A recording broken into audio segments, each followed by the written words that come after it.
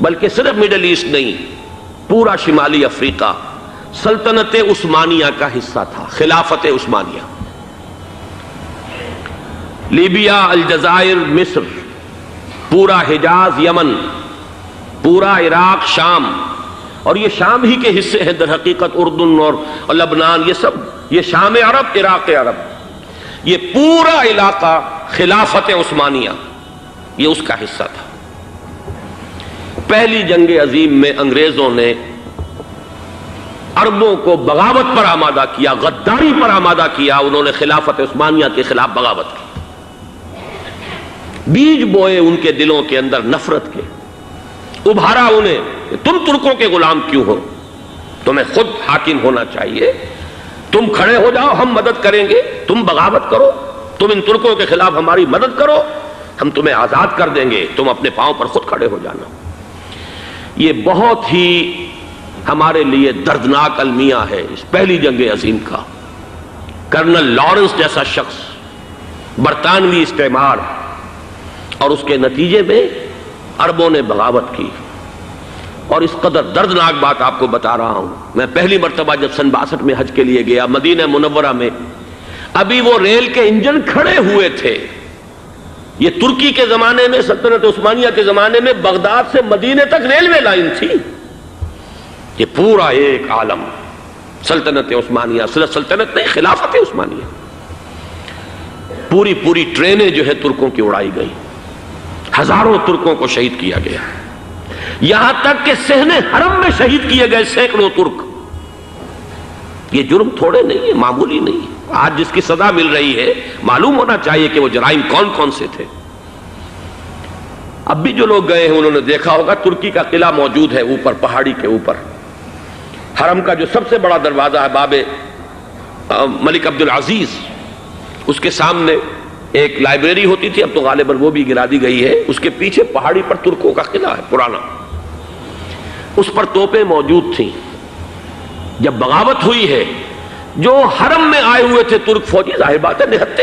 وہ تو نماز پڑھنے آئے ہوئے تھے، ان کو وہاں ذبح کیا گیا ہے، اور ترکوں نے اپنی توپیں استعمال نہیں کی کہ کہیں بیت اللہ کو کوئی گدن نہ پہنچ جائے۔ بہرحال یہ غداری ہوئی ہے پہلی جنگ عظیم کے دوران، اور نہ صرف ترکوں پہ عربوں نے کی ہے۔ جیسا کہ میں نے کہا تھا، دو ہیں سب سے بڑے مجرم روئے ارضی کے اوپر امت مسلمہ کے طبقات۔ ہمارا پنجابی سپاہی بھی جا کر انگریزوں کی مدد کر کے ایلن بی کو قبضہ جو لے کر دیا بغداد کا، اس میں ہمارے مسلمان پنجابی سپاہی بھی شامل تھے۔ یہ خون چکاں باب ہے ہماری تاریخ کا اس صدی کا۔ لیکن اس کے بعد سلطنت عثمانیہ کے ٹکڑے ہو گئے، چیتھڑے ہو گئے۔ ایک انگریز نے لکھا ہے یہ جملہ، زہر میں بجھا ہوا جملہ، کہ تاریخ میں یہ بات ثبت ہو جائے گی کہ ایک انگریز نے اس سلطنت کے ٹکڑے کر دیے کہ جو عمر فاروق نے قائم کی تھی رضی اللہ تعالی عنہ۔ یہ پورا عالم، یہ تمام علاقہ کس نے فتح کیا تھا؟ یہ بات ہاتھ بدل گئے تھے، پھر ترک آ گئے، خلافت عثمانیوں کے پاس چلی گئی، لیکن یہ سلطنت تو حضرت عمر رضی اللہ تعالیٰ عنہ کے زمانے سے چلی آ رہی تھی۔ اس کو ایک انگریز کرنل نے، اور اس نے بغاوت پہ آمادہ کر کے عربوں کو اور ترکوں کے پیٹھ میں چھرا ڈھپوا کر ان کے ذریعے سے اور ٹکڑے کر دیے۔ لیکن جب جنگ ختم ہوئی، اب انہوں نے کہا کہ اب ہمیں آزادی دیجئے، تو اب انہیں معلوم ہوا کہ غداروں کو دنیا میں کیا ملتا ہے۔ ٹکڑے کر دیے گئے۔ یہ حصہ عراق یہ انگریز کے پاس رہے گا، شام کا یہ علاقہ یہ فرانسیسیوں کے پاس رہے گا، مصر پر انگریزوں کا تسلط رہے گا، لیبیا اطالویوں کے پاس رہے گا۔ لے دے کر یہ جو علاقہ تھا حجاز، چونکہ وہاں کچھ تھا ہی نہیں، بوادٍ غیر ذی زرع، یہ عربوں کے پاس چھوڑ دیا گیا۔ اس وقت جو بادشاہ ہیں شاہ حسین اردن کے، ان کے دادا سب سے بڑے غدار وہی تھے، لہذا ان کو اس علاقے کی بادشاہت دے دی گئی۔ اس کے بعد نجد سے ایک تحریک اٹھی ہے، وہ سعودی جو خاندان ہے وہ نجد سے اٹھا ہے۔ نجد میں اس وقت کچھ بھی نہیں تھا، وہ تو صرف ریت کے تودے تھے اور کچھ بھی نہیں، لہذا ادھر کسی استعماری قوت کو دیکھنے کی ضرورت ہی نہیں تھی۔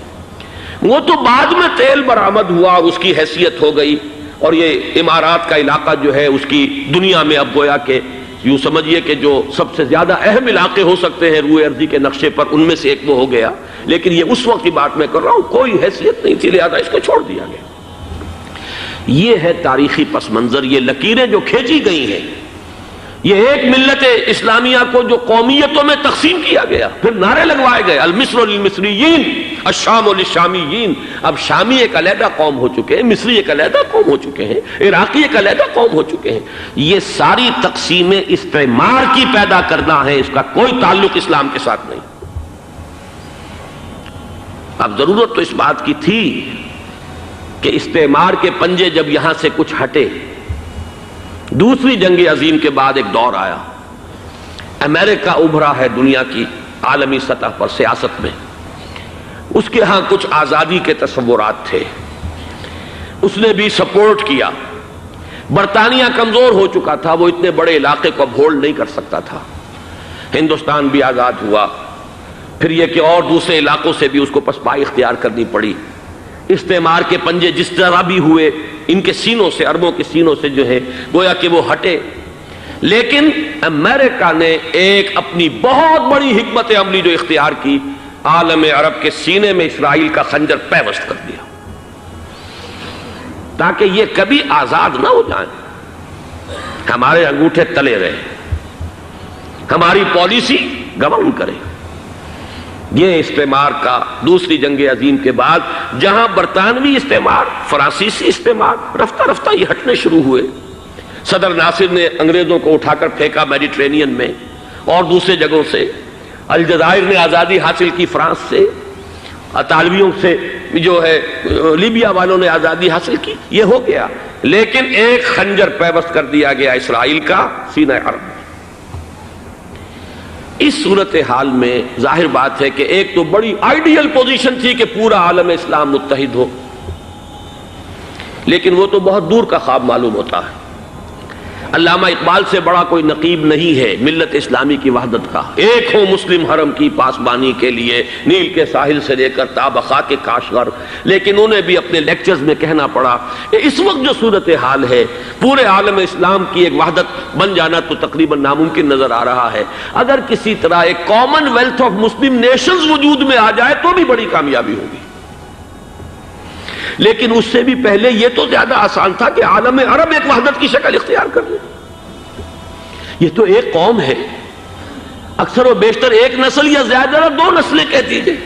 شمالی افریقہ میں بربر نسل بھی ہے، باقی تو سب عرب ہے۔ یہ پورا عالم ایک نسل، ایک زبان، پورے اتنے رقبے کے اوپر بولے جانے والی ایک زبان، یہ تو ایک ہو جائے۔ افسوس یہ ہے کہ اس کا ایک ہو جانا، ایک شخصیت ابھری تھی جو مذہبی مزاج کی شخصیت تھی،